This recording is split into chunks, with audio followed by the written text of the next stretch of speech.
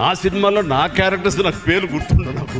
అలాంటిది తన సినిమాలో ఆ క్యారెక్టర్స్ ఆనందం, రూప వీళ్ళు ఎలాగ ఉన్నారు, ఇంకా ఉండుంటారు కదా అని ఆ క్యారెక్టర్స్ కనబడి తప్ప ఆ యాక్టర్లు కనపడరు. వాళ్ళ తర్వాత చేసిన సినిమాలు మనకు గుర్తుకు రావు. అలాగే గోదావరిలో శ్రీరామ్, సీతా మహాలక్ష్మి, అలాగే ఫిదా, భానుమతి, వరుణ్, భానుమతి ఈ సినిమాలో కూడా ప్రతి ఒక్కడు ధనుష్ని దేవా అంటున్నారు.